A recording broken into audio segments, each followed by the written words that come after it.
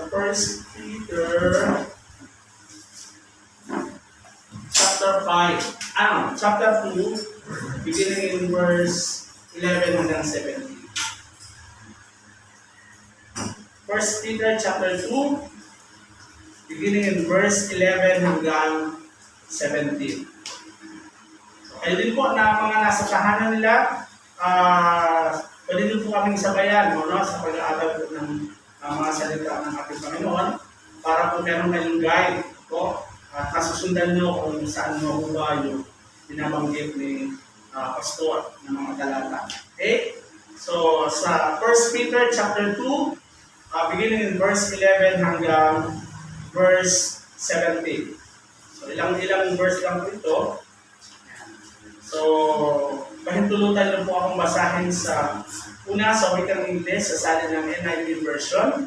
Sabi po niya, "Dear friends, I urge you as foreigners and exiles to abstain from sinful desires which wage war against your soul. Live such good lives among the pagans that, though they accuse you of doing wrong, they may see your good deeds and glorify God on the day He visits us." Verse 13, "Submit yourselves for the Lord's sake to every human authority, whether to the emperor as the supreme authority, or to the governors who are sent by him to punish those who do wrong and to commend those who do right." Verse 15, "For it is God's will that by doing good you should silence the ignorant talk of the foolish people. Live as free people, but do not use your freedom as a cover-up for evil. Live as God's slave." Verse 17, last verse po. "Show proper respect to everyone. Love the family of believers. Fear God and honor the emperor." Sabi po sa wikang Tagalog,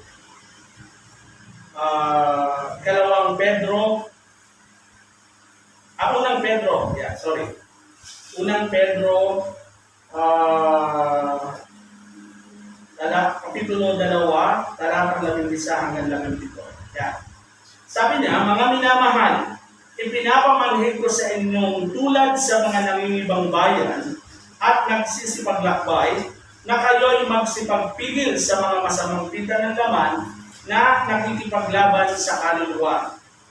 Verse 12, "Na kayo'y magkaroon ng timtimang ugali sa gitna ng mga hindi." Grabe, no? Timtiman.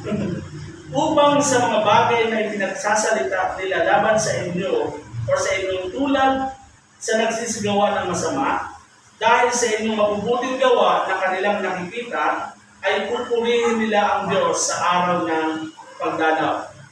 13, "Kayo'y pasakop sa bawat palatuntunan ng tao, alang-alang sa Panginoon, maging sa hari na kataas-taasan, o sa mga gobernador na sinugo niya sa paghihiganti sa nagsisigawa ng masama, at sa kapulihan ng nagsisigawa ng mabuti, sapagkat siyang kalooban ng Diyos na dahil sa paggawa ng mabuti ay inyong mapatahimik ang kamangmangan ng mga taong palalo." Verse 16, "Na gaya ng kayo'y mga laya, at ang inyong kalayaan ay hindi ginagamit na balabal ng kasamaan, kundi gaya ng mga alipin ng Diyos." Verse 17, "Igalang ninyo ang lahat ng mga tao, ibigin ninyo ang pagkakapatiran, at mga takot kayo sa Diyos. Igalang ninyo ang hari." Ang Diyos ang magpala sa kanyang mga salita. Tayo sandali manalangin. Hallelujah. Father, we give you praise, Lord. Salamat po, Panginoon, sa umaga nito. Salamat po, Diyos, sa pribilehiyo at pagkakataon na ngayong umaga kami po ay muli mapapalakas ng iyong mga salita. Father, we ask for the encouragement, Lord God. We ask for the strengthening of your word, Lord. And we ask for the Holy Spirit to lead us, Lord God. Guide us, Lord. At bigyan mo po kami, Panginoon, ng wisdom and knowledge na nagmumula lamang sa inyo, Panginoon. Lord, binubuksan po namin ang aming mga isipan at ang aming mga puso, Panginoon, sa katotohanan at kadakilaan ng iyong mayamang salita. Pagpalain mo po ang aking mga kapatid sa umagang ito, even ang aking mga kapatid at kaibigan na ngayon ay nakatutok sa live streaming broadcast ng gawain ito, Panginoon. Para we continue to bless and magnify your name sa aming kalagitnaan. Salamat po at purihin ka sa umagang ito. Sa pangalan ng aming Panginoong Jesus. Amen. Amen. Okay? So, ito po ay panawagan. Ang First Peter po ay panawagan ni Peter, mga anak. Di ba ito yung isa? Hindi na. At baka masilip tayo. Ay, ayaw nilang nag-iwalay. Sige na, di ba tayo? Hindi pwede yun. Hindi, alam nyo kasi kaya tayo ano tayo. Last Thursday, ano kuya? Yun eh? Last Thursday, nung sinabihan na kayo ng barangay. Kaya medyo talaga naman tayo. Okay lang sana kung medyo nasa looban tayo. Last Thursday ay sinabihan si Shua at si Duneliata na wala mo nang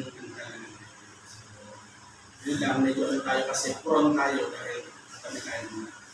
Anyway, balik tayo. So, sabi niyan, ang sulat ni Apostol Pedro in the book of 1 Peter and 2 Peter, no? Ito ay more on reminder.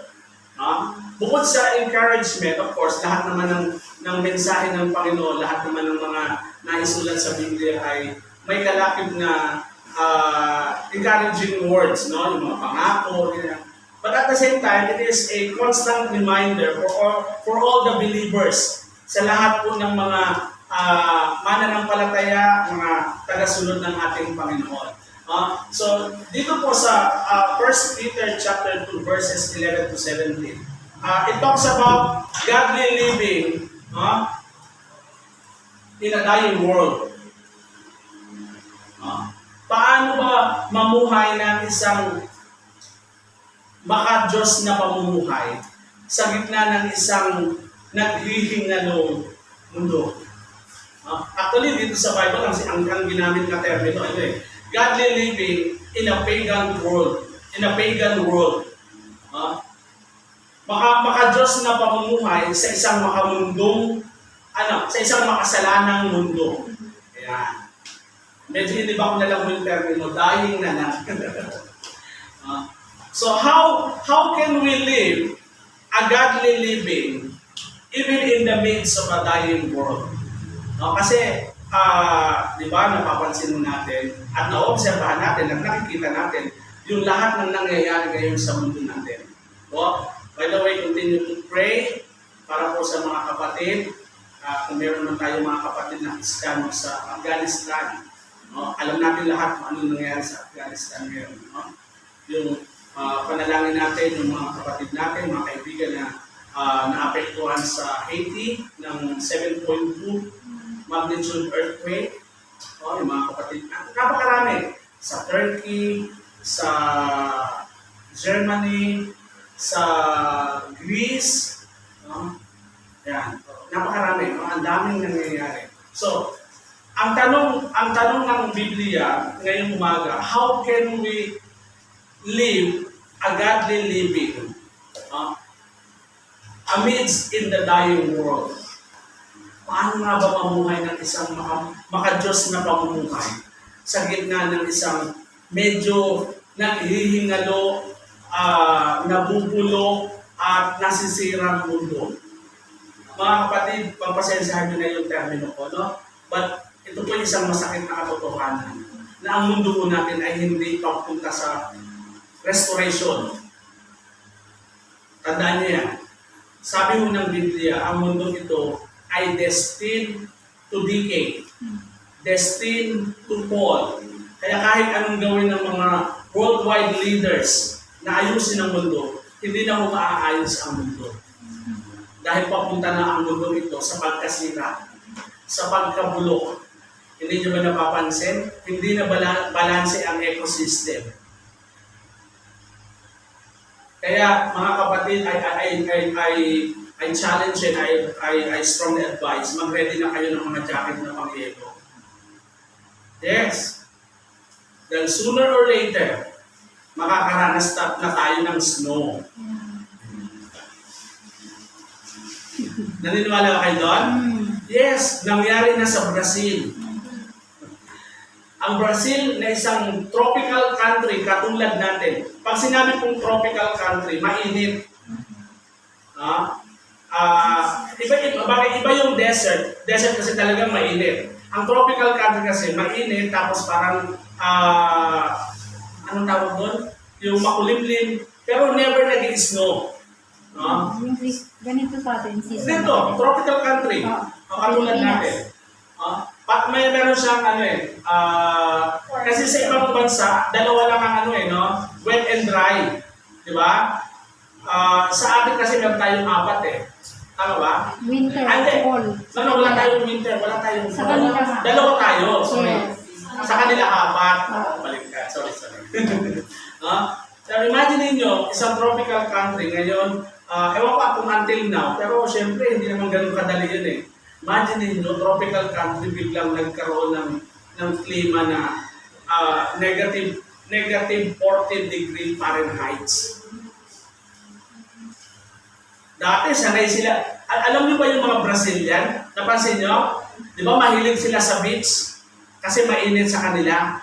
Lagi silang nakahubad. Yung mga babae lagi naka-swimsuit. Yung mga lalaki lagi naka-trunks kasi mainit. Pero ngayon hindi na nila magawang mag-swimsuit. Okay. Manginginig sila sa lamig. Kaya mag-ready na po kayo ng mga jacket na makakapal. Yung panyelo. Kasi time will come, ang Pilipinas mag-i-snow na rin. At yung mga bansang nag-i-snow, katulad ng Greece, ngayon ay nasusunog. Are you with me? So, alam nyo, sa bahagi ng Europa, nagre-reklamo sila dahil sobrang init ngayon sa kanila. Halos natutuyo ang lahat ng mga sa kanila. Europe, kung saan napakalamig na nagyayelo, so hindi na balanse ang ecosystem. Ang mundong ito ay papunta na sa pagkasira, pagkahulog. Now, ang tanong, sabi ni Peter, how can we live a godly living even in a dying world? Ito po ang isang typical na larawan ng isang payapang mundo. Gandang pagmasdan, no? Kumbaga sa bata, napaka-inosente. Walang kamuwang-muwang. Ayan. At dahil sa paglipas ng panahon, tumanda ang mundo. Ito na ang itsura niya. Ito ang typical na larawan ng isang matandang mundo. Crowded and polluted. Parang po siyang COVID virus. Actually, di ba? Similar. Pero ano yan? Mundo yan na na-develop, na puno ng development. Parang ang hirap ng no? Parang wala nang lugar sa mundo na hindi yata develop. Though meron pa naman konti, pero kung yung South China Sea na pag-aari natin na-develop nila nalagyan ng airport nalagyan ng kung ano-ano gitnang dagat yun. So, yan po ang typical na larawan ng isang napaka-busy, bilis ng takbo ng buhay. No? Ika nga nila very fast pace. No? Napakabilis ng at alam nyo, pag ikaw ay nabubuhay sa ganyang uri ng mundo, alam nyo bang maraming tao sa ibang bansa na ang buhay ay umiikot na lang sa sa trabaho, tulog, trabaho. Yes. Maraming tao sa ibang bansa. Kahit dito sa atin. Madalang nga. Hindi na nga nila nasisilayan ang ganda ng buwan, ng bituin. Kasi ang buhay nila umiikot na lang sa trabaho, pag uwi sa bahay, matutulog, pag-gising, mag-aasikaso, papasok sa trabaho. Cycle ang buhay. Ganito ang tipo ng buhay na meron ng tao sa isang napakagulong mundo. Grabing cable, oh. Imagine natin ito ay isang mundo. Pagod na yung post. At sa mundong yan ay nandiyan tayo. Dahil sa luwa mo. Dumiting, may enjoy natin ang buhay. Ha? Hindi mo na nga ma-identify kung alin dyan ang kable ng Meralco, kable ng PLDT, kable ng Converge. Hindi mo na ma-identify no? Samot-sari, sala-salabat. No? Yan ang literal at typical na larawan ng isang napakagulong mundo. How I wish bumalik tayo doon sa unang larawan, ano? Na ang mundo ay inisente, payapa, yung tipong kaya mong maglakad sa gitna ng daan kahit ating gabi, na wala kang mararamdamang takot. Ngayon, nasa loob ka na ng bahay, takot ka. Do we get the point? Why? Because this world is now a dying world. Hindi lang sa ang mundo natin ay nasisira na physical, ang mundo ito ay sirang-sira na rin ang moral. Higit sa lahat, sad na ang mundo ito when it comes to spiritual. Alam nyo, ngayon mga kapatid, be observer. Ngayon may sumisikat na isang online sensation. Kilalang kilala nyo. Diba? Pero, I'm trying to observe. Sabi ko, ito na ba ang mundo ngayon? Imagine niyo sa isang live niya, nagkakaroon siya ng viewers na umaabot sa... Ha? Umabot ko siya ng 10K. Hindi lang 10K. Lumalagpas pa. 70,000. Yes. Oo, nilang bagitin yung pangalan. Pero hindi nyo ba napansin? Wala naman siyang ginawa kundi magmura ng magmura. Sabi ko, ito na ba ang mundo natin ngayon? May nagpapamura pa ko ba? Yes, totoo. May nagpapamura pa. Magkukomment doon ang, murahin mo naman sa ganito, murahin mo naman ako. Ano to? At ang viewers niya is pumapalo ng 10,000, 20,000, 70,000. Sabi ko, ganito na ba ang mundo natin ngayon? Sa online, na naaabot ng napakaraming tao, 70,000 ang viewers niya, lahat yung minumura niya at tuwang-tuwang pa sila habang minumura sila. Tapos may pa-shoutout pa. Pa-shoutout naman, murahin mo naman ako, murahin mo naman si ganito.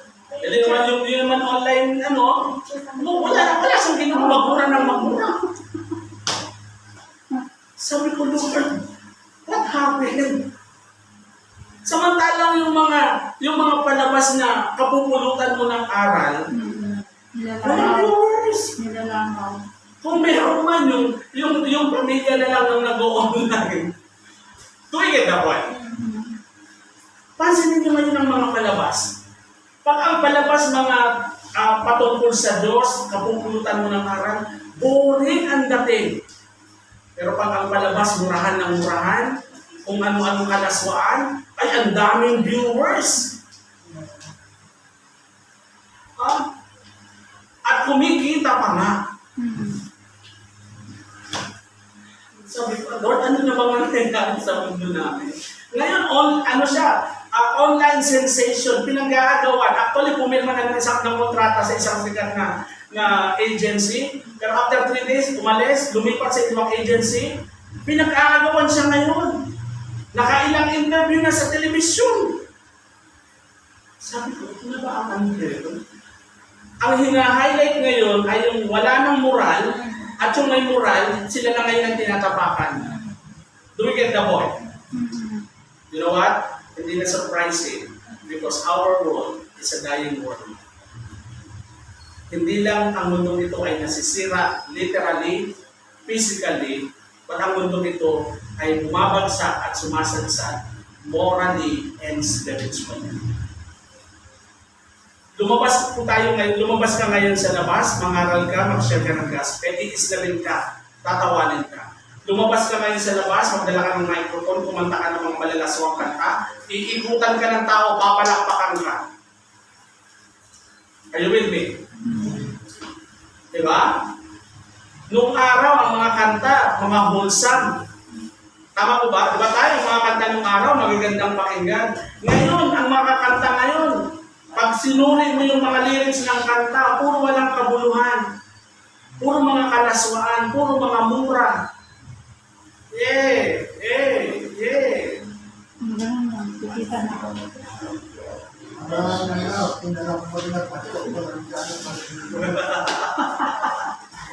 Parang kinalampag na mga patlat-lang, palangganan, kaldero. Diba? Kung iisipin natin, ano nangyayari sa mundo natin? Nung araw, alam nyo sa mga kabataan, no? Nung araw sa telebisyon, may isang matapang na agency na nagbabantay na bawal magmura sa TV. Yung na magsalita ka ng GAGO, bawal eh. Sususpindihin yung network nyo. Ngayon, wala na. O na national television ngayon. Actually, ang hindi na lang nila ina-allow, yung Philippine Island. Pero maraming mga hindi magandang salita, allowed na. Sa isang sigat na noon time show, makakarinig ka ng ano-ano mga salita. Sipin niyo yun, pinanonood ng napakaraming tao, TV ng mga bata, tapos makakarinig ng kung ano mga malalaswang salita. Now, hindi tayo against sa kahit sinong tao. But we're trying to see or to look kung ano ba yung nangyayari. Sabagay, sabi ko nga, hindi na nakakakulat kasi nga ang mundo ito ay pabagsak na. Noong araw, kung naririnig ko yung asawa ng pastor namin, bago batang Kristiyano ko, lagi nang sinasabi na ang moral ng tao ngayon ay pabagsak na at rampant. Yun yung word niya, rampant na ang hindi magaganda. Pag narinig ko yun sa kanya, parang na-awkward na ako. Parang hindi naman yata totoo. Pero alam nyo, ngayon, nare-realize ko at napatutunayan ko na tama yung sinabi niya. Tama yung sinabi niya. And sinabi niya yun 20 years ago. Ngayon, nangyayari na. At hindi nyo ba napapansin mga kapatid?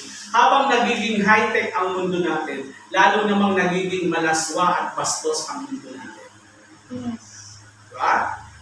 Kung kailan high-tech na ang mundo, isang click mo lang, pero mas naging malaswa at naging mas masahol yung pagiging immoral ng mundo ito. Yung kasamaan, high-tech na rin. Yes, pati yung kasamaan. Actually, yung mga scammer ngayon, high-tech na rin eh. Yung mga budol-budol noon, ngayon, nasa online na rin ngayon. Nasa cellphone. Kaya ingat kayo ha. Huwag kayong sali ng sali sa mga online paluwaran, online ganito, online ganito. Ito to. Maraming nabibiktima ng ganyan. Scam. Why? Because our world is a dying world. Now, ang tanong, paano tayo makakapamuhay? Bilang mga anak ng Diyos. Okay, granting, nandiyan eh, wala na tayong magagawa eh. Diba? Tama ba? Tama po ba? Ang tanging magagawa na lang ng mga Kristyano ngayon, manalangin eh. Manalangin. Manalangin na patatagin tayo ng Panginoon habang nandito tayo. Manalangin na pabilisin na ng Panginoon yung muling pagbabalik niya para matapos na ang lahat. No? Yun lang naman magagawa natin. Hindi naman magagawa ba natin harangin, kontrahin ang mga nangyayari ngayon? No? Sa maniwala kayo sa hindi, napaka-influential ng nangyayari ngayon. Pansinin nyo kung gaano ka-influential ang social media. Pag meron 10 nag-bash sa'yo, or nag-comment ng hindi maganda, pinakikinggan yun. Kaya ipakulong ng masama ang matuwid sa pamamagitan ng social media. Noon, ang nagpapakulong sa masama ay yung mabubuti. Tama? Ngayon, hindi na. Ang nagpapakulong sa mga mabubuti ay yung mga masasama. Ngayon, pag tumanggi ka sa ibang panig ng mundo, pag tumanggi kang or nag-comment, ngayon nga, comment lang eh. Comment lang, mag-comment ka lang ng against sa isang grupo ng mga, pwede ka nila ipakulong. Cyberbullying. Diba tawag ba? May isa tayong kapatid na Amerikana sa isang state sa US, tumangging magbigay tumangging magrehistro kasi nagtatrabaho siya as a clerk sa civil registry. Tumanggi siya i-rehistro yung magpapakasal na parehong babae. Ano nangyari? Dinimanda siya. At sa kanilang dalawa, ang pinanigan ng korte ay yung dalawang babae. Nakulong yung Kristiyano. Do we get the point? Noon ang mga masasama nakatago at ang nasa labas ay ang mabubuti. Ngayon, ang mga nakatago ay ang mabubuti at ang mga nakalantad ay ang masasama. Kaya kung hindi tayo magiging aware, hindi tayo magiging alert, diba? Sabi ng Bible, magaling pati tayo, mabibitag tayo. Mahuhuli tayo. Now, how do we live in a godly world? Abstain. Ayun. Una, sabi niya sa verse 11, sa mundong ito, na punong-puno ng kung ano-ano, sabi ni Peter, para makapamuhay tayo ng godly living, sabi niya, una, we have to abstain from sin. Yan. Sa verse 11. Sabi niya, dear friends, I urge you as a foreigners and exiles to abstain from sinful desires, which wage war against your soul. Alam niyo kung bakit? Ganito yung reminder ni Peter. Kasi, di ba madalas ang mga Israel, dinadala sila, nabibihag sila, tapos dinadala sila sa ibang lugar. Maalala nyo, di ba? For 435 years, alipin sila sa Egypt. Kaya yung kultura ng Egypt, na-adapt nila. Well-adapted nila. And after na magpunta sila sa Promised Land, after ng ilang taon, nahuli sila ng Babylon. Di ba tinangay sila sa Babylon for about 70 years. And for 70 years, na-adapt nila yung kultura ng Babylon. Tama? Kaya nung bumalik sila sa Israel, iba-iba yung naging laman ng ano nila. Now, do you get the point? May laman ng galing Egypt, may laman galing Babylon, may laman kung galing saan, ganyan.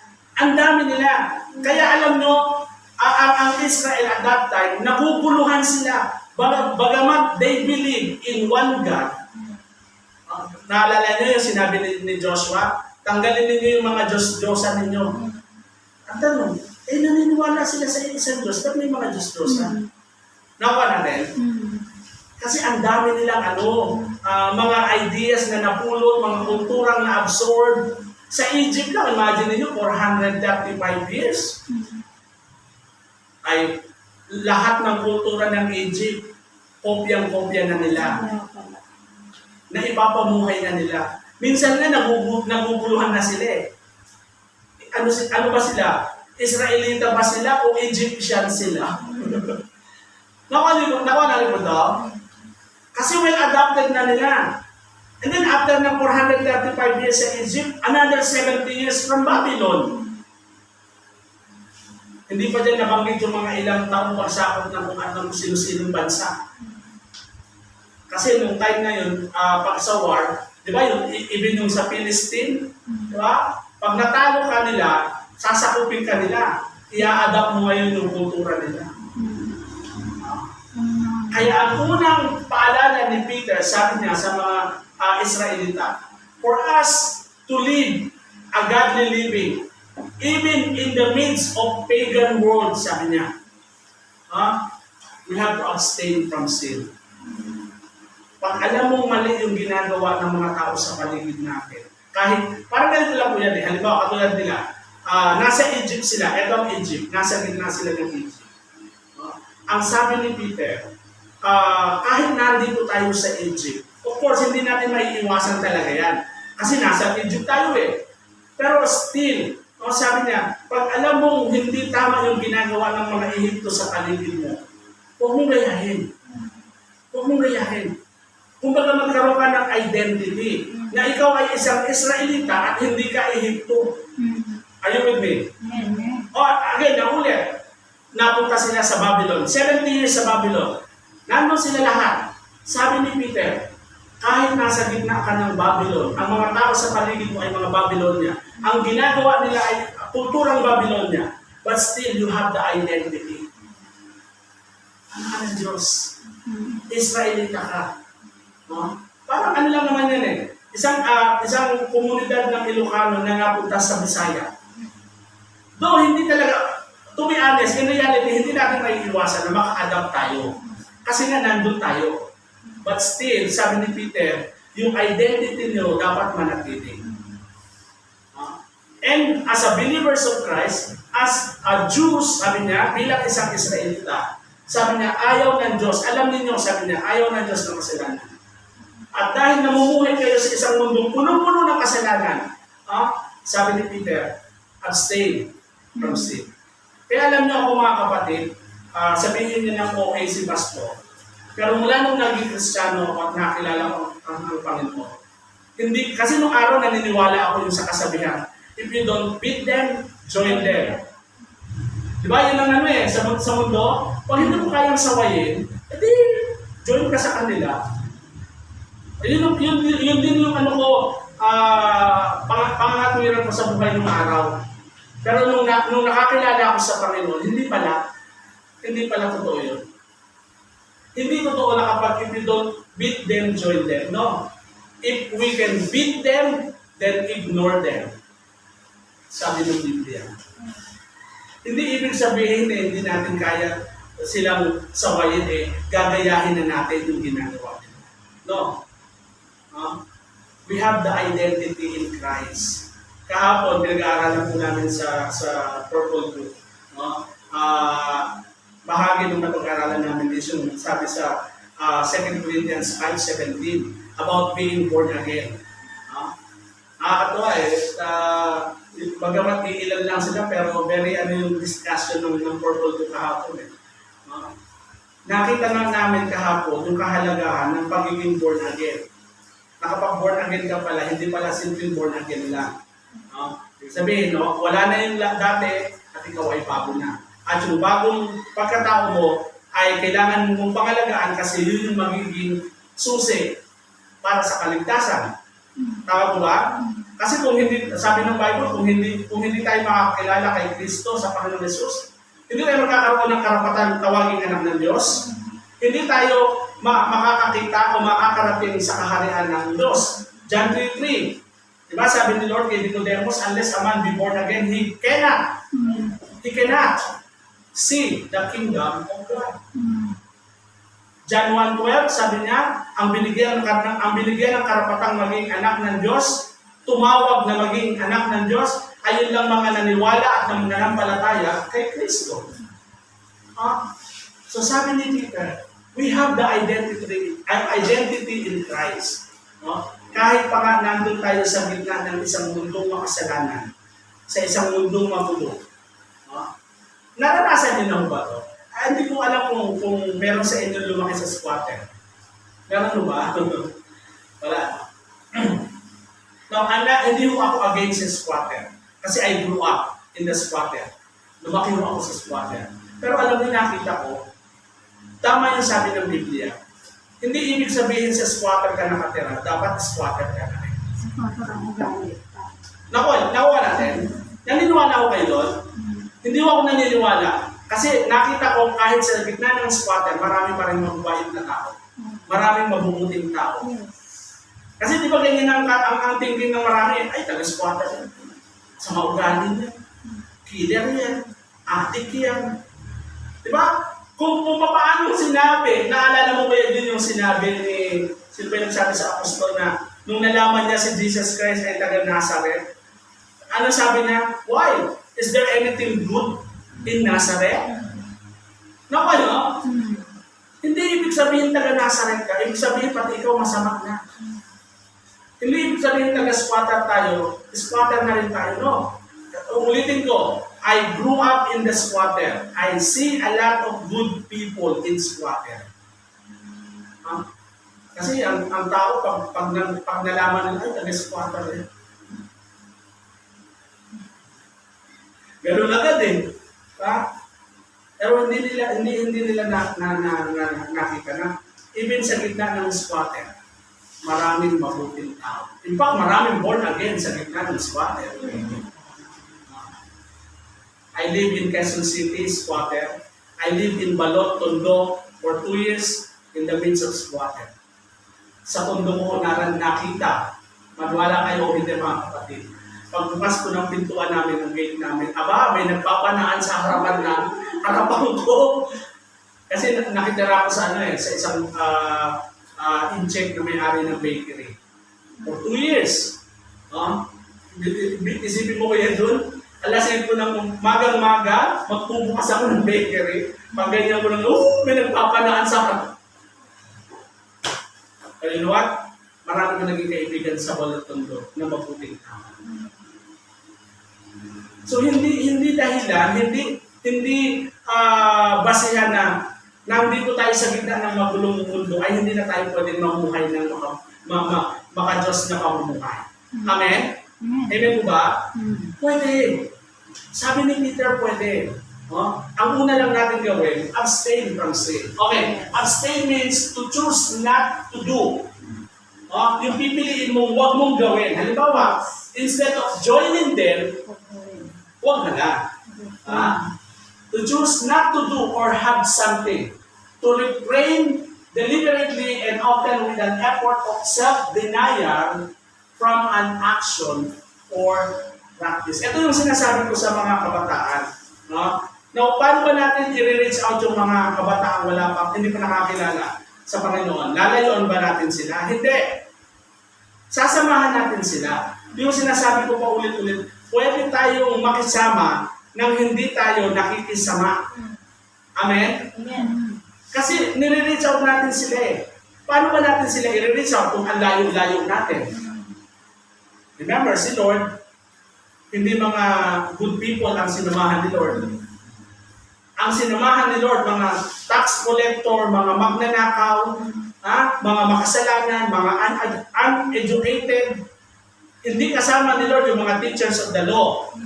Hindi kasama ni Lord sa loob ng 3.5 years in His ministry, yung mga priests in the temple. No?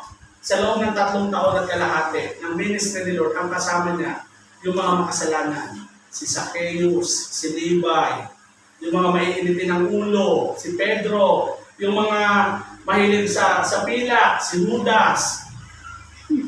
Ang naman niya, look at the point. Yung mga tinuturing ng magandang lipunan ng mga bulok sa lipunan, yun ang kasama ni Lord. Yung mga kumakain ng hindi nabuhugas ng kamay. Diba, nagalit yung mga teachers of the law. Ano ba naman yan? Sabihin mo nga sa master, no? Yung mga alipin nyo, kumakain, hindi nabuhugas ng kamay. Yung mga marurumi ang damit. Yung mga walang pinag-aralan. Yun ang kasama ni Lord. So in reaching out, sabi ko, pwede tayong makisama. Ito yung joining them in a good way, but not joining in the other way. Pag alam mo namang mali na yung ginagawa nila, pwede ka naman mag-step up. Oops, teka muna. Limitation tayo. Since ayaw mo nire-reach out kita at mali na yung ginagawa mo, kaya sa kabila ng pinaalalahanan kita, hindi kita sasamahan yan. Pero at least, napaalalahanan kita, nasabi ko sa iyo yung salita ng Panginoon, nasa sa iyo na yun. Ulitin ko, pwede tayo makisama nang hindi nakikisama. Kasi minsan yan ang maling ng maraming simbahan. Ay, ano yan? Hostess yan. Hindi ang pwede rito. Ay, ano yan, maraming ano yan. Ang daming ano yan, kirida. Ay, sa bungero yan eh. Ay, sino ba lang po pwede sa church? Ha? Di ba ang sabi ni Lord, kaya siya bumaba sa mundong ito dahil gusto niyang tawagin yung mga makasalanan, yung may mga sakit, yung may mga kailangan ng kagalingan. Ay paano natin sasara ng pintuan ng church kung ang papasok ay sa bumiro? At di papasukin mo, malay mo, maborn na ganyan. The next Sunday, dala-dala niya na lahat ng manok, pang Are you with me? Amen. Pero hindi tayo join sa kanya magsapong. No? Pwede natin siyang paalalahanan. Sabihin natin, ipakita natin sa kanya based on the word of God na kapag nagtanong, at alam niyo ito mga kapatid, ito yung tip sa inyo mga kapatid. Nangyari ito sa akin sa kabala. May question sa akin. Sabi niya, actually ano din siya eh, pastora. Sumalangit daw ang kanyang kaluluwa kasi na kay Lord na siya. Question ako, kasi yung gawain namin before, doon sa bahay ng hipag niya. Yung hipag niya na yun, may asawa. Kapatid, yung lalaki, kapatid ng asawa niya. So mag-ano sila? Tama ba hipag? Bilas. So doon namin ginagawa yung gawain. Alam mo, question niya ako. Kasi yung mag-asawa na may-ari ng bahay, hindi kasal at hindi tunay na asawa yung babae. Pangalawa siya, may original family. Kaya lang kasi, matagal na panahon na. In fact, yung mga anak sa una, may mga sarili-sarili na rin pamilya. Sabi niya sa akin, question niya ako, bakit dyan mo ginagawa yung gawain? Hindi mo ba alam na yung mag-asawa yan, hindi naman talaga mag-asawa? Sabi ko sa kanya, alam mo, bakit pala natin tolerate mo? No, hindi ko tolerate. In fact, alam nila, base sa salita ng Diyos, alam nila kung ano yung sinasabi sa sitwasyon nila. Kaya lang, lumapit sila sa Diyos eh. Do we get the point?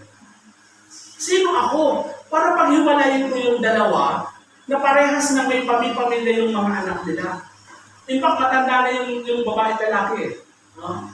Ang gusto niya kasi mangyari, paghiwalayin yung mag-asawa at yung tunay na asawa ang i-minister.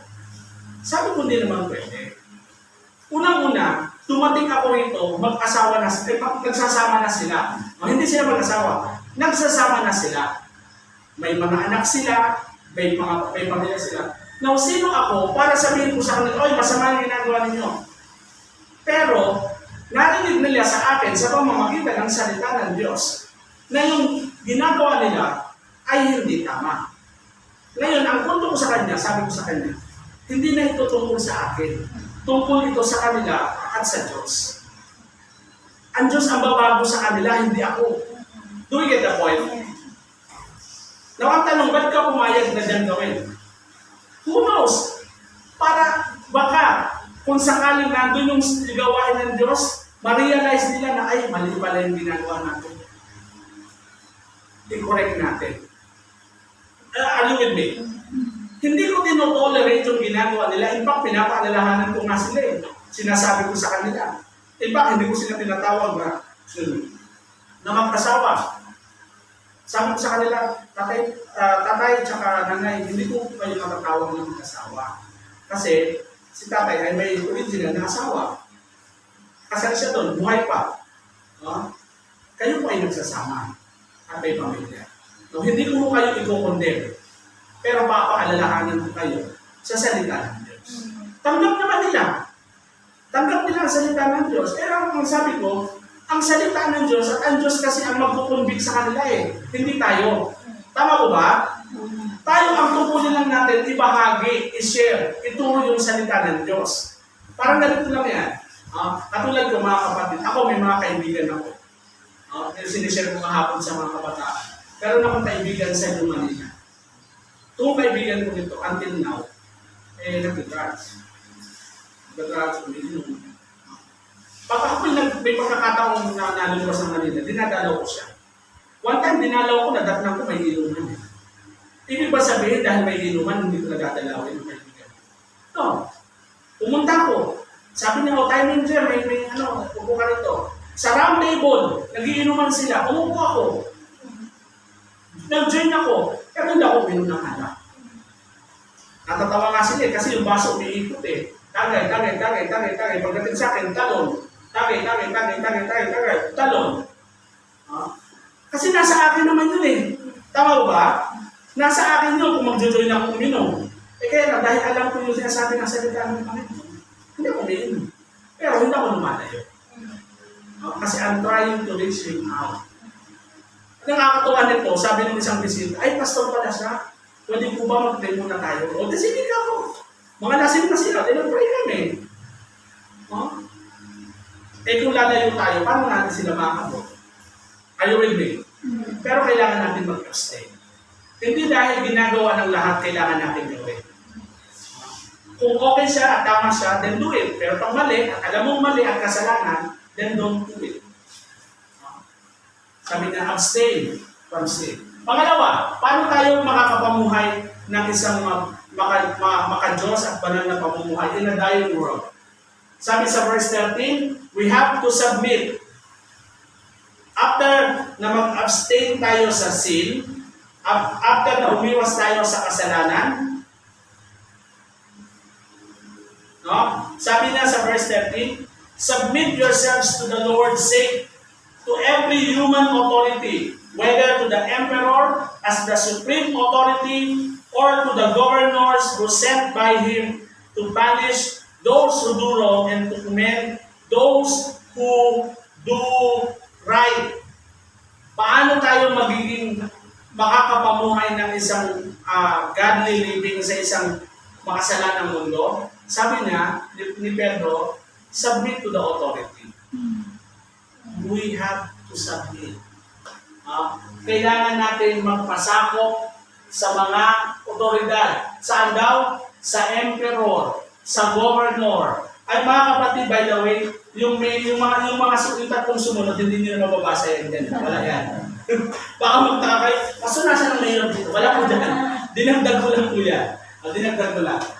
Sabi niya kasi, submit to every authority. Sabi ng 13, to the emperor, to the governor, sabi ni pastor, to the mayor, to the barangay captain, and to all kinds of leaders.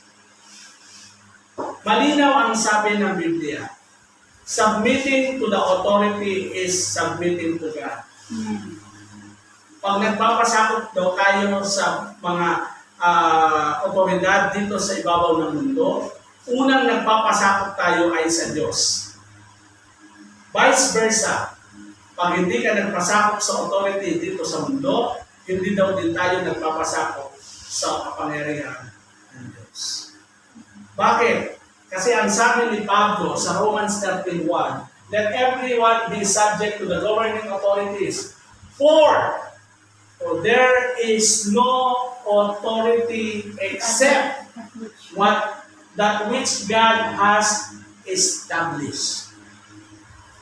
The authorities that exist has been established by God. Whether governor, mayor, barangay captain, ano ba? City councilor, every leader, even nga barangay tanod eh. Tama ba? Kaya alam nyo, pag yung may mga lumalaban sa authority, ang sabi ng Biblia, hindi kayo sa authority lumalaban. Sa Diyos. Sa Diyos. Although may mga ibang usapan na yung iba talaga nag-aaklas dahil mali naman talaga. No? Pero ang punto kasi ng Panginoon, lalo na kung halimbawa ang batas na pinatutupad ay para sa ikabubuti naman ng lahat ng tao, then why not submit? Pero hindi tayo magpasabog. Kung ang iniisip ng mga authority ay sa kapakanan ng nakararami, bakit hindi tayo magsasubmit? Sino tayo para mag-oppose? And the moment we oppose authority, we oppose God. Katulad niyan, ganito po, yung sitwasyon natin ngayon. I still remember, di ba, nung nandun tayo sa dating church. Nung kasagsagan ng ECQ, di ba, pinagbawal din po kaya nauwi nga tayo sa mga live streaming noon. May nagtanong eh. Bakit daw hindi natin payagan si ganito, yung mga ganito, mga ganito. Eh, kailangan mo nga natin sumunod. No? Kung ako lang ang tatanungin, gusto ko lahat payagan eh. Sino bang pastor ang ayaw mapuno ang church? Tama ba ba? Di ba? Kung ako ang tatanungin, ako gusto ko, ultimong bata, gusto ko payagan. Eh kaya lang nga, kailangan natin sumunod. For what purpose? Una, kailangan natin sumunod dahil kailangan natin magpasakop sa Diyos. Second, kailangan natin sumunod for the safety of everyone. Eh, ba't daw sila ganito, ba't ganito, eh, kanya-kanya tayong conviction. Pero ako, as far as the Word of God is concerned, we will obey. We will obey. Alam niyo mga kapatid, actually, nung dumating sa atin yung balitang GCQ tayo ngayon eh. Isa lang ang nasabi ko sa Panginoon eh. Sige Lord, magla-live pa rin kami kahit walang live audience. Or walang physical audience. Kung i-allow ng ano. Diba? Kasi kailangan natin sumunod eh. Ang hirap, naalala ko yung sabi ni, sila kapatid na Gemma yata yung narinig ako na naharap ba kayo ng Jem? Sabi niyo papunta kayo ng simbahan. Alam niyo, pag yun ang naaalala ko, kasi it is a reminder for us. Alam niyo, ang hirap nun sasabihin sa iyo, sa simbahan pala kayo pupunta, hindi kayo sumusunod. Sumunod ka muna sa akin. Diba? Parang ang hirap na i-claim na, hindi, sa simbahan naman kami. Salita naman ng Diyos sa kami. Yun nga po eh. Salita pala ng Diyos yung ano, di ba sabi ng Biblia, sumunod kayo sa authority. Hindi natin pwedeng gawing excuse. Hindi, church naman kami. Lahat na ng church sa buong ano sinabihan na, ikaw lang ang hindi. Kung ang ACQ ay nationwide, tingin mo kasama ka doon? Of course. Ang ACQ ngayon ay Sambales-wide, buong Sambales. Lahat ng nasasakupan ng Sambales. Ang tingin, kasama ba tayo doon? Yes. Hindi natin pwedeng sabihin, total church naman ito, total ganito. No. Si Lord na nga ang nagsabi na para sumunod kayo sa akin, sumunod kayo, di ba meron tanong si Lord, paano mo sasabihin mahal mo ang Diyos kung yung nakikitang leaders mo ay hindi mo sinusunod? Kung yung nakikita ka, hindi mo sinusunod yung pa kayang hindi nakikita. Di ba sabi ni Lord, how can we say we love God na hindi natin nakikita kung yung kapwa natin na nakikita natin, hindi natin mahal? How can we say we obey God na hindi natin nakikita kung yung authority sa harapan natin na nakikita natin, hindi natin sinusunod? Parang hindi yata kapatid maniwala yung itinuturo natin. Are you with me? Again, diba? Sabi ng Bible, we have to submit para makapamuhay tayo sa mundo ito nang naaayon sa kalooban ng Diyos. In a godly living, in the midst of a dying world. Abstain from sin and submit to authority. Parang mahirap na ipangangalandakan na, born again kami, Kristiyano kami ang tama. Tapos isigaw yung barangay, hindi totoo yan, hindi ka sumusunod sa barangay. Tao ba? Do we get the point? Di ba ang hirap nun? Sasabihin, kami ang tama, salita ng Diyos yung pinapangaral namin. Tapos may sisigaw sa likod mo, hindi totoo yan. Hindi kayo sumusunod. Para maging makatotohanan yung pamumuhay natin sa mundo ito. Sabi niya, we must submit to the authority. Pangatlo, sabi niya, so after we submit to authority, we have to do good to our fellow men. Verse 15, sabi niya, for it is God's will that by doing good, you should silence the ignorant talk of the foolish people. Sa paggawa daw natin ng mabuti, ano sabi niya? Pinapatahimik natin ang mga mangmang. Do good. Do good. Kung may pagkakataon daw tayo kahit ang mundo ito ay masama, puno na ng kasamaan, kung may pagkakataon tayo makagawa ng mabuti, sabi niya, gawin natin. For this is the will of God. Amen po ba? Halimbawa, nasa labas tayo, no? Naka-encounter tayo ng isang pangyayari at nakita natin at may pagkakataon tayong gumawa ng mabuti sa kapwa natin. Sabi ng Panginoon, sabi ni Pedro, we must do to our fellow men. Huwag natin tanungin, Kristiyano ka ba? Pag hindi Kristiyano, hindi tutulungan? Ha? Kaanib ka ba ng iglesia? Pag hindi kaanib, walang ayuda? Taga-doon ka ba sa amin sa ano? Ay hindi po, ay pass. Are you with me? Di ba? Kay kaanib o hindi, kay Christians o hindi, sabi ni Lord, kung may pagkakataon tayo to do good, huwag na nating tanungin kung born again ba siya o hindi. Di ba, sabi ni Lord, may isang parable si Lord tungkol sa magkaibigan, na yung isang kaibigan natutulog na, biglang dumating hating gabi, dumating yung kaibigan niya, kung kinakatok siya at nanghihingi namumutang niya tayo or nanghihingi ng pagkain. Ano sabi ni Lord? Kung meron ka ngayon, huwag mo nang ipagpabukas.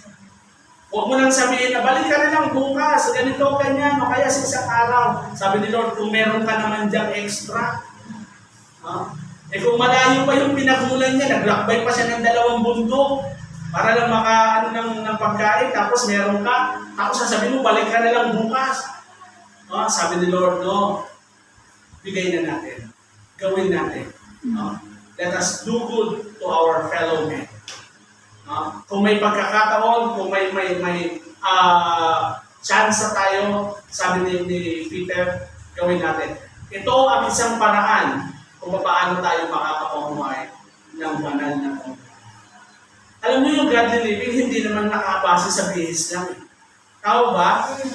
Kasi alam nyo ang connotation ng maraming tao ngayon, para mamukha kang godly living or godly para mamukha kang banal, dapat lagi kang nakabaro, nakamagandang damit, na para bang hindi ka makabasag tinggang. Uulitin ko sa inyo mga kapatid, at paulit-ulit kong sasabihin, ang kabanalan ay hindi nakukuha sa kabagalan. At ang kabanalan ay hindi nakabase sa magandang panlabas lamang. Kasi sa panahon ngayon, marami ang mga walang hiya, magaganda ang suot. Yes. Marami mga budol-budol ngayon, mga nakabarong, naka-necktie. Marami mga scammer ngayon, magaganda ang pananamit. May mga kwintas, may mga alahas. Sabi ng Panginoon, sabi ni Peter, whenever we have the chance, kung may extra tayo, alam mo na may bless ako sa mga taong na encounter ko. Na minsan sa palengke o sa fast food, yung ba pag merong bibili tapos wala or kulang ang pambili, minsan sinasagot na nila. Naka-encounter na ba kayo ng gano'n? Yes po. Sa gym, di ba, minsan pag kulang yung masahe o sasabihin ng iba na, ay, yan na po, ako na po magdadagdag ng po. Nakaka-bless yung gano'n. Regardless ng religion. Kasi ang religion naman hindi pag-uusapan pagdating sa pagtulong eh. Tama ba? Hindi ang pag-uusapan. Nakaka-bless yung mga taong gano'n na pag nakakakita ng pagkakataon makatulong, tumutulong. At alam niyo mga kapatid, dyan tayo magaling mga Pilipino eh. Tama ba? Dyan magagaling ang Pinoy. Yung sa pagtulong sa mga nangangailangan. Meron pa nga ako na tanood eh. Kung kasagsagan ng pandemic last year. Imagine niyo sa ibang bansa. Sa ibang bansa, sa Middle East, yung isang pamilya, ang ginagawa nila, araw-araw nagluluto sila ng pagkain. Tapos ipinapak nila sa lalagyan. Tapos pumupunta sila sa mga lugar kung saan may mga tao na walang makain. Dinadala nila. Kilala nila o hindi, binibigyan nila. In fact, madalas marami doon hindi nila kilala. Alam niyo bang napahanga ang gobyerno ng bansang tinitirahan nila dahil sa ginagawa nila. At pinarangalan sila. Kasi nakaka-bless. Sipin mo, Pilipino ka, sa foreign country na hindi mo naman bayan? Are you with me? Gagastos siya araw-araw kasi maganda yung trabaho ng asawa niya eh. So, ang ginagawa nila yung means nila, tinutulong nila, namamalengke sila, nagluluto sila araw-araw, sa kanila i-distribute sa mga tao sa kalsada. Sa puntong yun, nakita ng gobyerno ng bansang yun, na somehow nakatawid sa gutom yung mga tao, yung mga constituent nila. That's why pinangalan sila. And proud ako doon kasi Pilipino yun. Pilipino yun. Now, hindi ko lang alam kung born again o hindi. Hindi naman na mahalaga yun eh. Again, sa pagtulong, hindi pinag-uusapan ang religion. And sabi ng Bible, whenever we have the chance, kung may sobra tayo, at kung may kakayanan tayo, gawin natin. Ito ang isang paraan ng pamumuhay ng godly living. Okay, pang-apat, how can we live a godly living in a dying world? Sabi niya, live as free, but do not use your freedom as a license. Sabi ng verse 16, tingnan natin. Sundan po ako sa verse 16. Live as a free people, but do not use your freedom as a cover-up for evil. Live as God's slave. Sabi niya, mamuhay kayong malaya dahil pinalaya naman na kayo. Sumigaw nga ho ng amin yung mga pinalaya na ng Diyos. Pero may reminder, but do not use your freedom as a license. Alam niyo ba mga kapatid, ito ang problema ngayon ng mundo natin. Sobrang laya, excuse me po, ulitin ko, hindi po ako against kahit kanino. Pero ito yung observation. Alam niyo ang isang masakit ngayon sa mundo natin. Sobrang laya. To the point na yung kalayaan ang nagiging lisensya para gumawa ng masama. Yung kalayaan ang nagiging lisensya para gumawa ng hindi tama sa mata ng Diyos. Alam niyo yung maraming tao sa ibang bansa. Alam niyo kung anong lisensya nila? We are living in a democratic country. I can do whatever I wanted to do. Kung totoo naman noon. Kasi may kalayaan tayo eh. Ang problema, ginagamit yung kalayaan sa paggawa ng hindi tama. Hindi lang inaabuso, kuya. Talagang yun yung para malaya ako, hindi mo ko kailangan ganyan eh. Kahit nga dito sa atin sa Pilipinas, di ba? Dahil malaya tayo, nagagawa natin ang gusto natin gawin. Kaya lang, minsan, yung ginagawa ng maraming tao ngayon, hindi na naaakma sa kagustuhan ng Diyos. Pansinin niyo po, yung kalayaan ngayon, ang ginagawang lisensya para kalabanin ng gobyerno. Yung kalayaan ngayon, ang nagiging lisensya para gumawa ng kung ano-ano sa mundo. Yung kalayaan ngayon, ang ginagawang lisensya para magsalita ng against sa kapwa niya tao. Kagabi may pinanonood ako ng isang transgender na kasama yung boyfriend niya. Hinuli sila ng ako kasi perfume. Ano sabi ng transgender? Huwag mo kong hawakan. Alam ko ang batas, alam ko ang rights ko. Lasing, walang face mask, nahuli pa during curfew. Ano mo doon? Tapos sasabihin, I know my rights. Huwag mo kong hawakan. Diba? Do we get the point? Sabi ni Pablo, ni Peter, sabi ng Panginoon, bilang mga malaya, dahil pinalaya na tayo ng Diyos sa kasalanan, sa kasalanan. Sabi niya, do not use your freedom as a license. In fact, dito nga ang ginamit, pakinggan nyo Sabi niya, live as a free people, but do not use your freedom as a cover-up for evil. Huwag daw natin gamitin ang kalayaan para pagtakpan ng mga masamang ginagawa. Total, malaya naman ako, I can do whatever I wanted to do. Alam mo, may danger ito. May danger ito. Sa Old Testament, kung mababasa niyo, merong sinabi doon na, at ginagawa nila kung ano man ang maibigan ng kanilang mga mata. Nabasa niyo ba yun sa Old Testament? Alam nyo, yung kalayaan yun ang naging dahilan para mabulid sila sa impyerno. Para patayin sila ng Diyos. Yung sobrang kalayaan. Bakit? Kasi ginagawa na nila yung gusto nilang gawin Hindi na akma sa kalooban ng Diyos. Kaya ang sabi ni Peter, reminder, live as a free people. We have the freedom, but do not use our freedom as a cover-up to do evil. Ibang gagawa ng isang masama o isang hindi magandang bagay. Tapos ang ibang ay hindi, malaya ako. No? Malaya ako. May kalayaan tayo. Nandito tayo sa isang democratic country. Hindi ibig sabihin malaya ang bansa natin.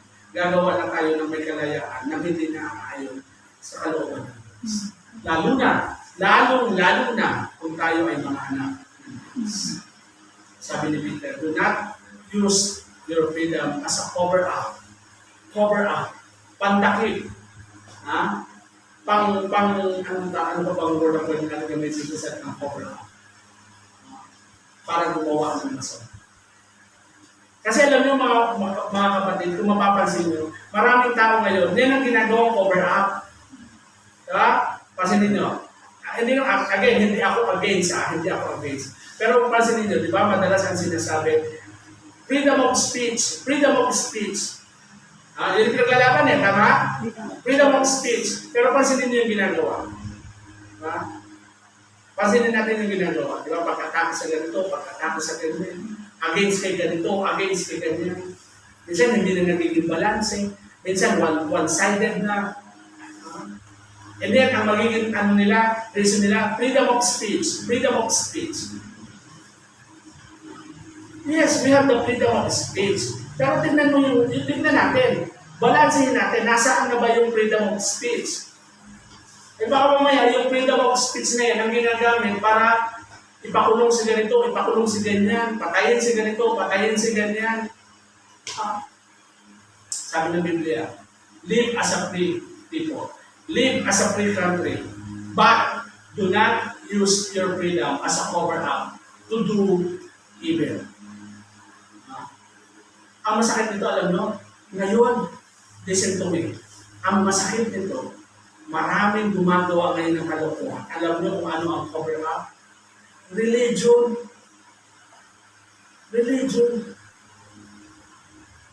Kung naaalala niyo yung isang sikat na quote na nito ay religious leader na nanggahasa, no? At meron siyang mga private army. Ilang religious leader na ba na ginabit na cover up ang religion para itago yung mga kapalpakan, yung mga anomalya. Ilang religious leader na ba ang ginamit ang sekta nila para pagtakpan yung pagnanakaw, yung pangangalunya, yung pakikiapid. Ano ba kayo? Doing it the point. Diba? Ang nakakatakot nito, malalaking relihiyon pa. Tapos mababalitaan natin, nagbiyahe ng $1 billion sa kanilang private jet. May sariling island, may sariling religious sector, may sariling private army. Religious sector, they have the license to kill. Why? Because of freedom. Sabi ni Peter, yes, we are free, live as a free people, but do not use your freedom as a cover-up to do freedom. Okay, tingnan natin. After na maging malaya tayo, sabi niya, live as a free people. How can we live a godly living in the midst of a dying world? Sabi niya sa verse 17, show proper respect to everyone. Love the family of believers. Fear God. and honor the emperor. Okay? Show proper respect to everybody. Hindi dahil mas bata ka kaysa sa akin, hindi kita i-respeto. No.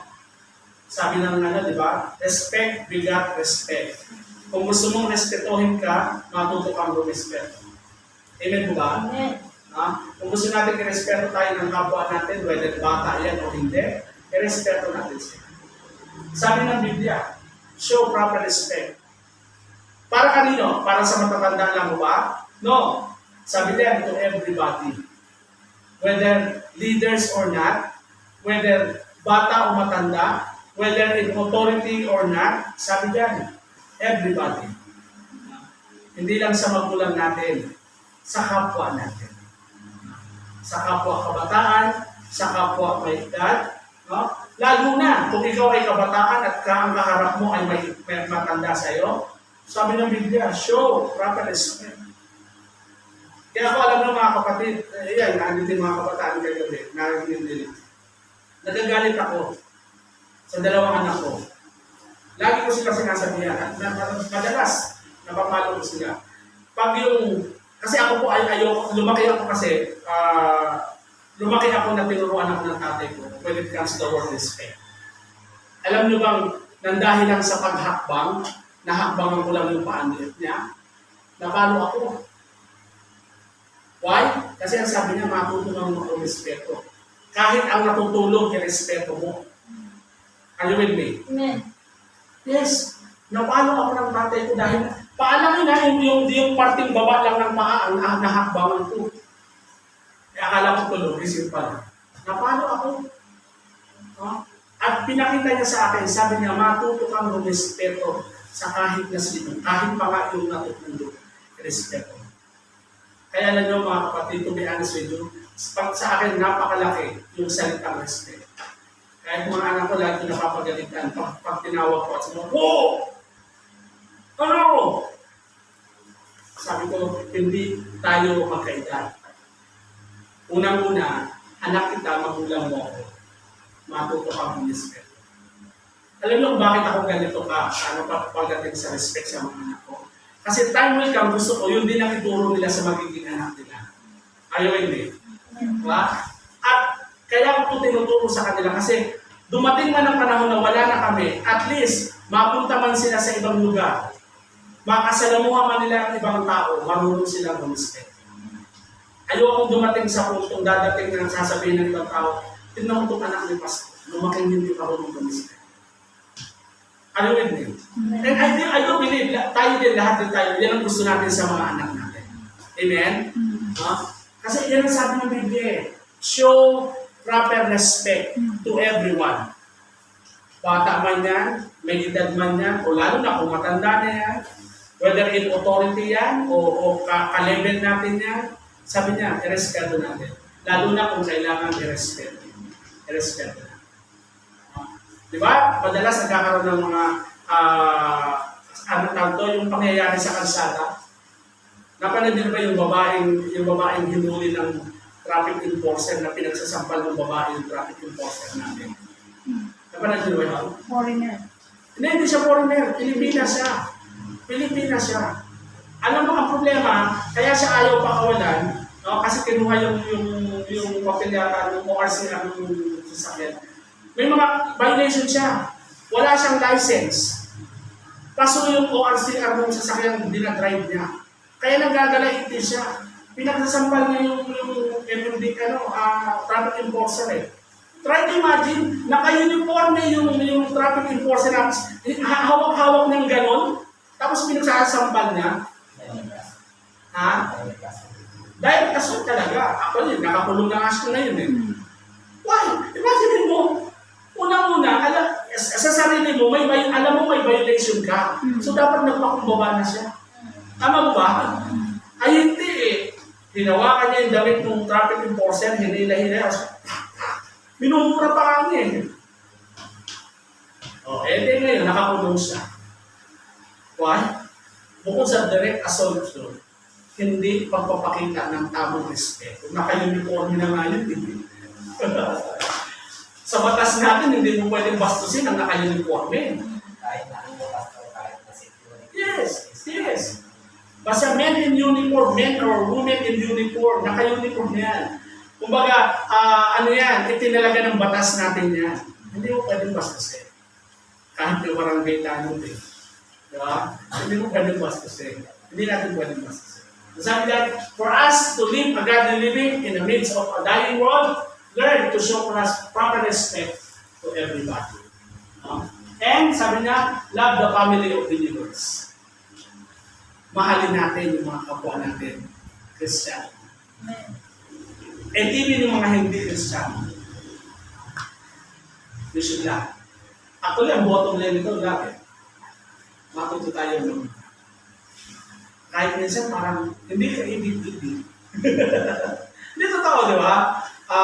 Na-experience nyo ba? Kasi sabi ko sa inyo, lumakaya kami sa squatter. So, lahat ng uri ng ugali, makikita nyo sa squatter. Meron kaming kapitbahay na hindi lang naman ako. In fact, yung buong community namin, hindi siya iniibig. Kasi hindi mo talaga kaibig-ibig yung ugali. Pero alam nyo, somehow natutunan ko rin siyang ibigin. Yung irespeto ba? Kasi unang-una matanda siya sa akin. Pangalawa, nauutangan ko ng ulam. Kasi titinda siya ng ulam eh. Nakakaan lang siya. Pero kung titignan mo siya sa human perspective, talaga hindi ka matutuwa sa kanya eh. Siya yung tipo ng tao na alam mong walang pera. Kasi pag walang pera yon, alas 3 pa lang ng madaling araw,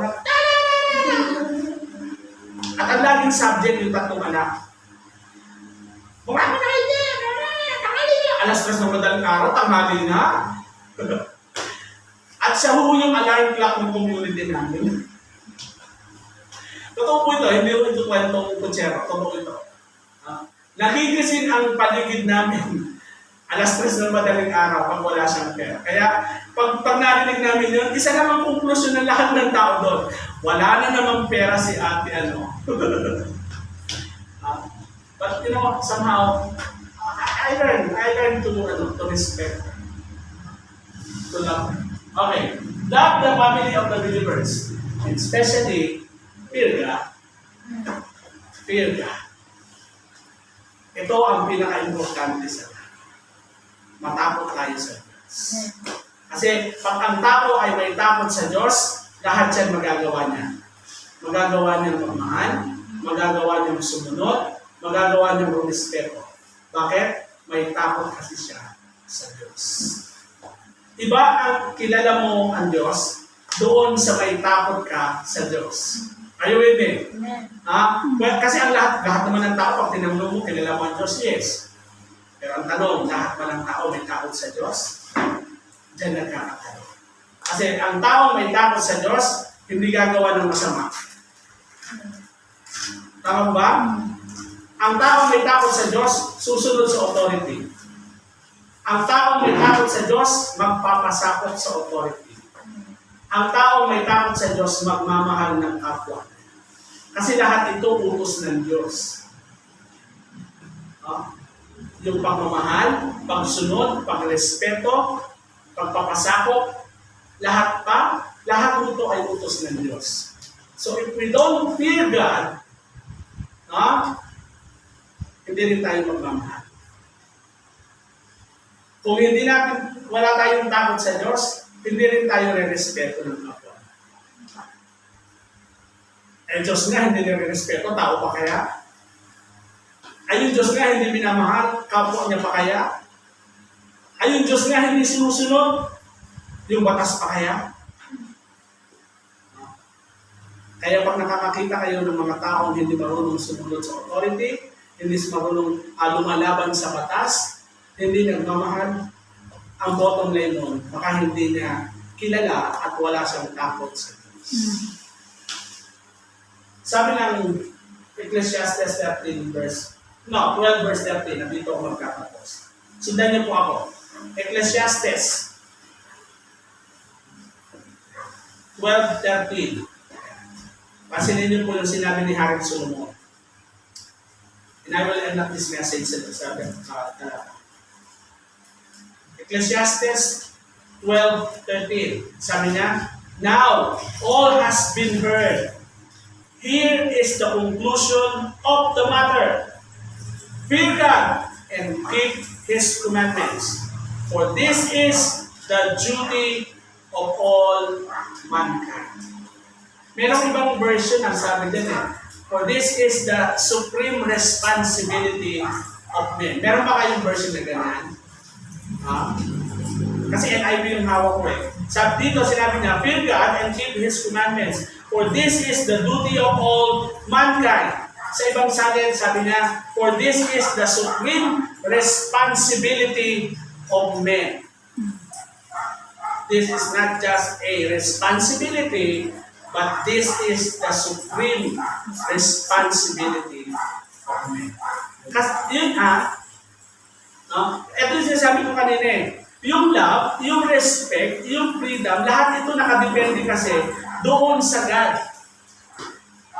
Now, without knowing God, without fearing God, yung mga bagay na ito hindi rin magagawa ng tao. At kahit tayo mga Kristiyano. Diba? Sabi ng 1 John, diba yung pinag-aralan natin kahapon, whoever is born of God, diba? Sino man yung ipinanganak sa Diyos, he knows how to love. Why? Because God is love. Anyone born of God knows how to respect, know how to obey. Why? Because God Himself respect. Di ba? Nirespeto tayo ng Diyos? Kung hindi tayo nire-respeto ng Diyos, malamang mga robot tayo. Kasi ang masusunod lang siya. But you know what? Brothers and sisters, sabi ng Bible, God is a respecter of man's will. Nire-respeto niya yung free will natin. Kaya nga kahit alam ng Diyos na magkakasala tayo, binibigyan pa rin tayo ng option ng Diyos eh. Kung susunod ba tayo o hindi, kung gagawa pa tayo ng kasalanan o hindi. Bakit? Because God is a respecter of man's free will.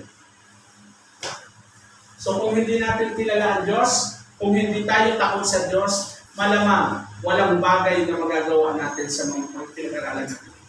And, ang bottom line, ang conclusion nito, hindi rin tayo makakapamuhay ng God's living on a dying world. Manapa, makakatulad tayo ng mundo ito. Remember, sabi ng Matthew, we are the salt and light of this world.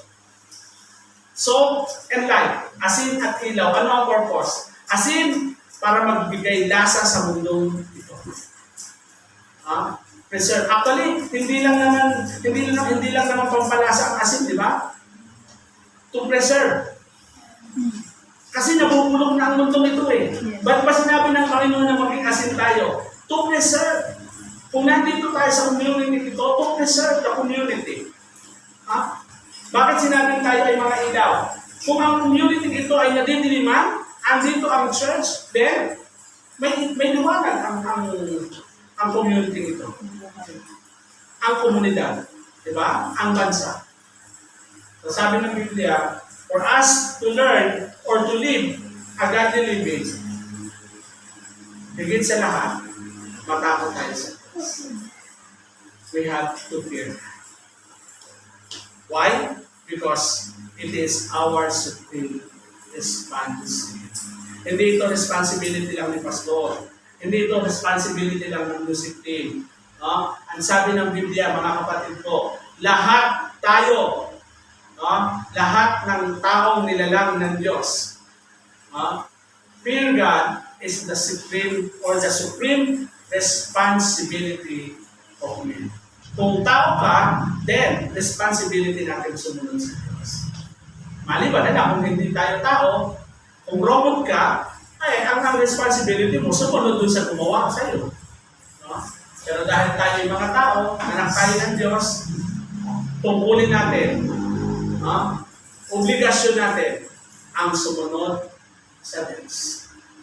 So for us to live godly living in this dying world, ano daw po yung dapat natin gawin? First, abstain from sin. Umiwas tayo. sa kasalanan. Pastor, hindi, ibig sabihin ba magpapaka-perfect na? No, hindi. Walang perfect. Nagkakasala tayo, yes. Pero iba yung umiiwas sa namumuhay. Tama? Pastor, ibig sabihin, may mga taong hindi nagkakasala? Wala. Kahit nga ang mga pastor nagkakasala. Kahit ang mga lingkod ng Diyos nagkakasala. Pero iba yung umiiwas sa kasalanan. Abstain from sin. Learn to love the family of believers. Diba? Ano pa ba yun? Submit to the authority. Do good to our fellow men. Kung may pagkakataon tayo makatulong, gumawa ng tama, then gawin natin. Live as a free, but do not use your freedom as a license. So proper respect to everybody, and love the family of the believers, and share. With that, masasabi natin, kaya natin mamuhay ng godly living on a diet. Manalangin po tayo. Hallelujah. Thank you, Lord God. Hallelujah.